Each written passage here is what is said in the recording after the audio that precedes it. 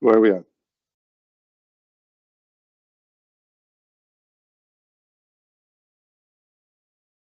Hey, everyone. Good morning. Welcome back to More Than Just Task Management. My name is Anna Angelova. I'm the co-host of this podcast and a business consultant and coach specializing in productivity and personal development. And as always, here with me, I have Joris Minusvant, my co-host. Hey, Joris. Hi, Anna. Hey, everyone. Great to see you guys. Another beautiful sunny days. In Toronto, we almost had a week of snow, but now we have a lot of sun, although it's minus 650 degrees, but that's a different story. We're just inside warm homes when we enjoy the sun. So we're back here today to talk to you guys about a habit that holds a lot of business owners back, stops them from achieving their goals, and that's perfectionism. I think we talked about this, Anna, a few days ago, where how to not get stuck on perfectionism, the 80/20 rule. And today we're back to talk about how do we make this a habit where it's not just something that we have to keep reminding ourselves of, it's something that becomes natural to us on our daily tasks. Yeah, and perfectionism, it's like a thing that um, everything has pros and cons, right? The good and the bad. It sounds like a nice thing. Like when you think about, oh, I want this to be perfect, like that high standard. But it's one of those habits, like when we were talking about good and bad habits, like it's one of those habits that it's not serving us. And this is the thing, like it's not really serving us. And this is one of the things we'll be discussing because I constantly overanalyzing, tweaking things, waiting for that perfect moment, right? For the perfect moment to start this. We were even talking like we are an example in a way. Like at some point we're saying, oh, we'll start the podcast March 1st, right? The daily podcast March 1st. But then we decided why March 1st? Like what's about it, right? So the truth is that perfectionism actually leads to procrastination.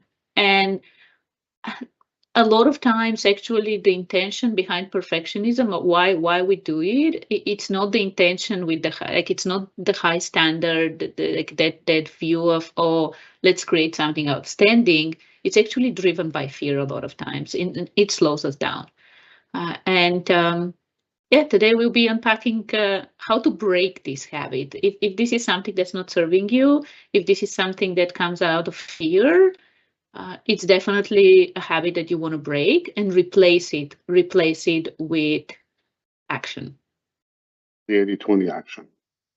Yeah, maybe if you've never ever delayed a launch or posting a content or making a business decision because it wasn't quite ready, this episode is for you. You will find a way to work around that and move the needle, like we talked about yesterday, forward towards your business goals. Let's dive right in. Absolutely. And it's as I was saying, like perfectionism, like, a lot of people wear it as like a badge of honor, right? Like when you think about it, like they're like, oh, I'm a perfectionist. I want things to be perfect. And what I was saying is that 99% of the time, it's out of fear. Perfectionism, like we want things to be perfect, again, not because we want to create something outstanding. Like it doesn't come from uh, that higher with that higher level of intention. It stems from fear. And this is where the Mhm. problem is. And this is like we'll probably have topics where we'll discuss this, but just in general, like you can do the same thing, including trying to create something perfect, right? Like working on something to make it perfect, although perfect is like what's perfect, right? It's the thing is that you can do the same thing, like the same action, but based on the intention, whether it's driven from fear or it's driven from love, like you get completely different results doing the same thing. Mm. Absolutely. And perfectionism stems from setting unrealistically high standards for yourself, your work, your business. And that comes, and you touched on this, fear of making mistakes, being judged, or not measuring up to your own standards. And while striving for excellence is great, perfectionism is actually a trap, cripples your advancement. And something it's and I think we talked about this before. Unfortunately, because habits are engraved in our brains, we can't really stop any habits, but we can break it and we can replace it. And we'll be talking about how to achieve this in a few minutes.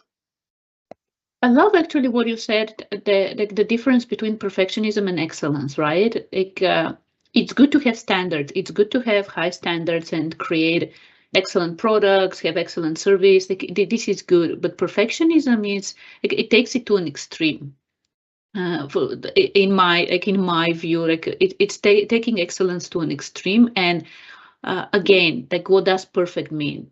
It's like chasing a moving target. Like it always moves. It's always, oh, I can do something better, and it holds you back, right? When you think about it, like when you chase perfectionism, you sweat the small details, right? You go and try to do, oh, let me fix this one, oh, let me do this one, and ultimately you never complete your projects, you never complete your work because you constantly tweak something. There's always something that can be improved, there's always something that can be better, and sometimes it even delays you taking action at all, right? Like it's one thing, yeah, you can start and never end, but sometimes you don't even start because you wait for, oh, I need the perfect moment, I need things to be perfect, and the perfect moment never comes. Like, oh, I need Absolutely. the taxes to be lower to start a business, or Mm. whatever, to be You happier, the government to Whether be to be better for different. me to go for a run or Yeah, yeah, right. yeah, And yeah, absolutely. like another way, like if we think about the way that it holds us back, if we don't start or if we don't finish something, we don't get feedback from the market. And getting feedback from the market is the best thing we get, because like, whether the feedback is, oh, I love it, or the feedback is crickets, or oh, I Mm. hate it, like, it's It's feedback. feedback. It, Yeah. it tells us, oh, okay, you're moving in the right direction, or no, this is not the path. You just hit a wall, find something else. And Mm. again, a part of it, we were talking about fear, right? A part of it is like, and perfectionism is the fear of criticism, the fear that someone will come and say, oh, you had a typo here. Okay, and Mm. what happens? Will the world end? No. Yeah. So that's why like a lot of people hesitate to put their work out there, and it stops progress. And when you are constantly in that cycle of perfecting something, like trying to make it better and better and better, at the end you burn out, if you think about Mm. it, because Yeah. you put unrealistic pressure on yourself and on your team. If you have a team and you want things to be perfect, like you put this unrealistic pressure on your team as well. You want things to be flawless, to be perfect. And again, like, there's always room for improvement. There will always be something. When you are in that trap of perfectionism, there will always be something. There will always be something that you can do better, and it slows progress. It stops you from getting the feedback and moving forward and actually achieving your goals, achieving your dreams. Absolutely. And you know what the worst part is? While you're overthinking, delaying, and waiting, else is making decisions, executing, and making progress, and they're getting ahead of you. And if they're in the same market or same realm and domain that you are, well, guess what happens? You're not there, they're there. So that is something that should motivate you from all this procrastinating and perfectionism and wanting to get out there and like Anna said, even with a typo, it doesn't really matter. It's to be there. You think if people really understand the value of what you're putting out there, they wouldn't care about a typo, right? And the people who care about the typo, you don't want them as your clients, right? Yeah, Because and they want them to focus on the value that you're delivering. it's such, by the way, it's such a great thing. It shows you're a human being. Like it shows you're a human being, like Absolutely. typos. And this is what we want. Like we want human beings. And it's interesting that this morning I actually watched a video where like the title was had the word mortality. I'm like, mortality? Why mortality? And then the Very video morbid. talked about morality. So like, there was a Oh, Oh, Yeah, I'm like, oh, it makes wow. sense. Morality makes sense. Mortality Yeah. doesn't make sense. So, uh, but the video itself and the content itself was amazing. So Yeah. yeah. Anyway, I loved to like shift towards like okay, like hopefully by now you're convinced that perfectionism doesn't serve you. Like it doesn't serve any one of us.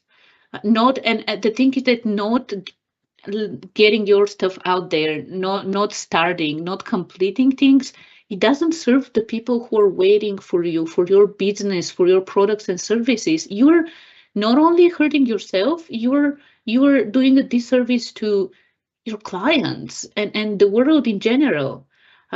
So I love the way that you mentioned progress.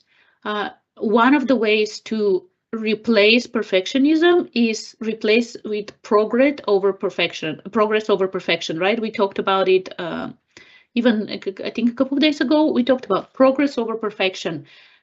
Adopt this mindset. If you need to put a sticky in front of you and have this as a okay, progress over perfection.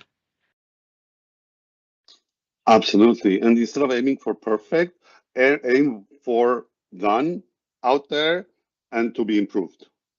And ask yourself, would this be good enough to help someone today? And like I said, if you deliver the core value of what you're doing out there, whether you're a coach or a consultant, the details won't matter. You can correct those. And like Anna said, we're all humans. We all make mistakes. And the human on the other side would also understand, right? We all make mistakes. We all have good and bad days. Some days we're focused, some days we're not. So the key is make a habit to not get stuck on in this vicious cycle of perfectionism. Yeah, and like speaking of like this whole thing, right, comes from the mindset, how you see things. And in addition to the progress to over perfection mindset, another thing is seeing imperfection as growth, because like this is one of the things that we can do like and I just lost Joris. What happened? Sorry, I think Teams is having issues with my. Oh, the You camera. you continue. Yes, I'm having on all of my teams. I'm having issues. Yeah, you Oh, just okay. continue. I We're don't. good. Yeah, yeah. See, talking about perfection and imperfection. Yeah, yeah. Perfect, perfect for our conversation today. But the thing is that ultimately, imperfection is part of growth. Like we grow every day. As I said, like there's always something to improve. So embrace this mindset as well. Imperfection helps you grow as a business owner and as a business in general. You launch, you learn, and then you improve and you make things better. Absolutely, absolutely. Let's see if we can. Is this working? Can you see Yeah, me now? I can see you All right. now. It looks like I'm back. Yeah. So absolutely. I mean, let's take an example. I don't know if you covered this or not, but some of the most successful companies like Tesla and Apple, they launch products that aren't perfect. Microsoft is one of them. Every Windows, every product they put out there, at best, it's 80% complete. And they use the market actually to complete the product. They have feedbacks, they give up t-shirts, $100 bonus, whatever, for people to go into communities and forums, and they've learned this, right? People can't do without Windows, but they can do with a couple of flaws in Windows. So we're no different, right? So let's learn from them. And like I said, your clientele will definitely understand your imperfection. Love the example you're giving. And yes, you're saying some people will say, "Oh, these are big companies." This applies to small companies as well, to small businesses as well. Like people, like if you say solve the problem, even if it's not in a perfect way, people will come to you. And again, it's really important to redefine failure.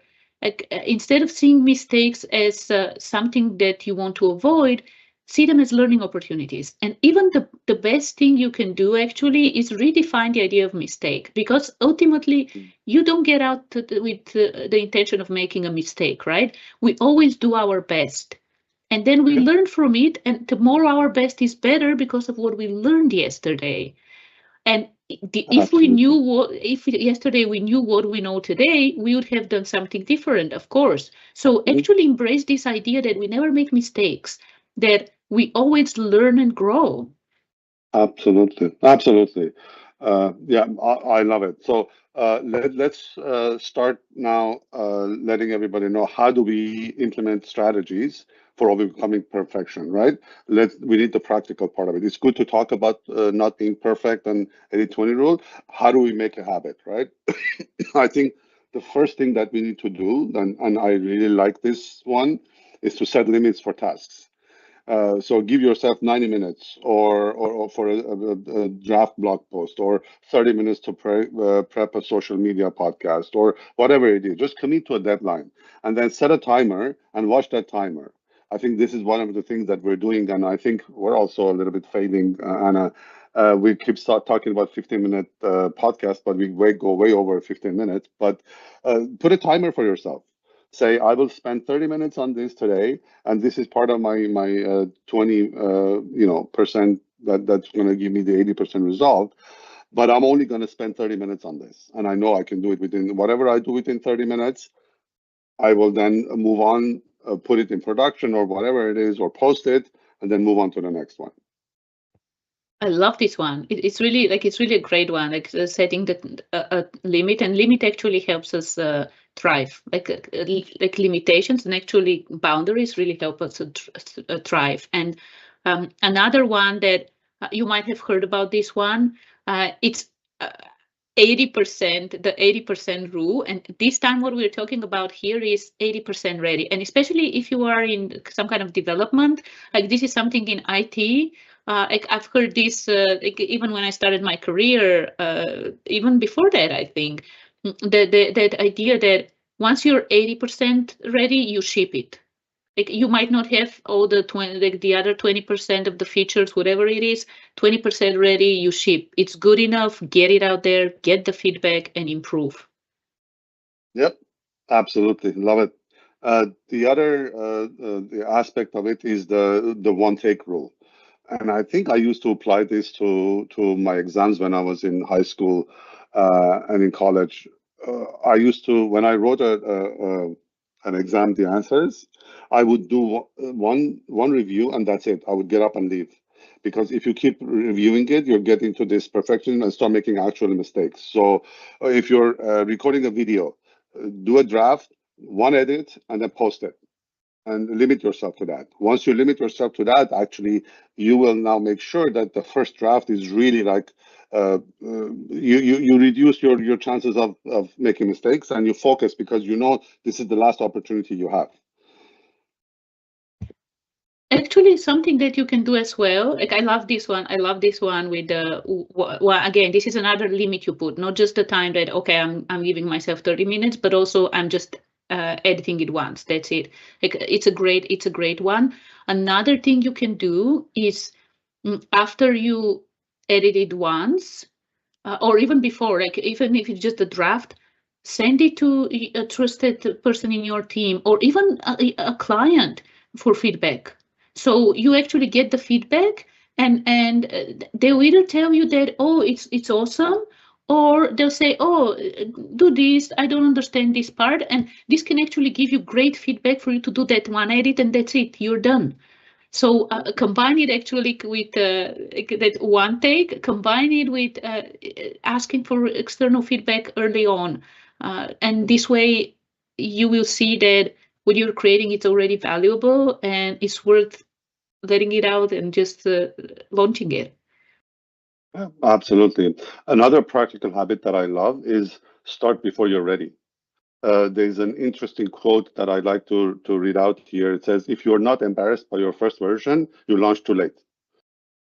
That means you waited until it was, even if you, in your mind, you didn't work on the perfectioning the tool, you waited until you were perfectly ready for a perfect product before you started even building it. So again, jump in there, start it, make mistakes. It's okay. Nobody will penalize you. Not big mistakes. And over time, you'll be better at this.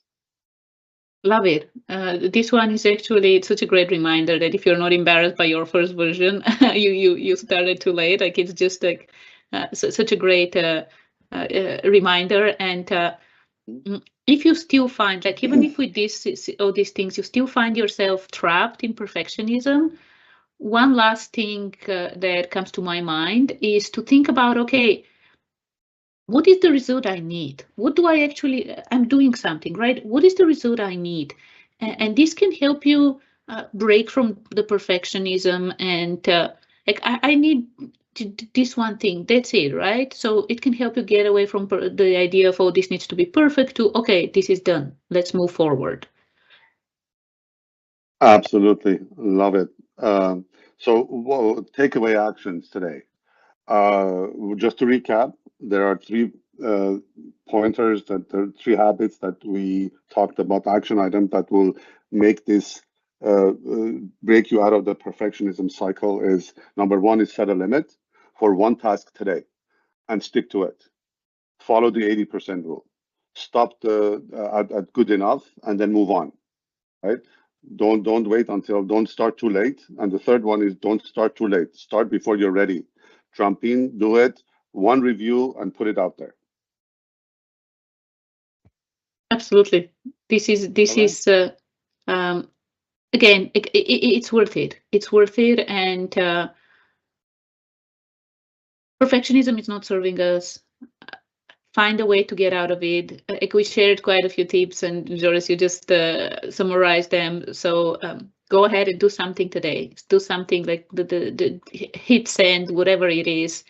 And if you enjoy these episodes, subscribe, share them with other business owners who would benefit from learning more about breaking bad habits, creating good habits, and productivity Mm. in general. Make that a habit. That's a good habit Yeah, for all of us. absolutely, Thank absolutely. you, Anna. Thank you, everyone. It was fantastic to be with you guys. Enjoy the rest of your day, and we'll see you tomorrow. Thanks, everyone. Thank Enjoy. you. Bye. Bye.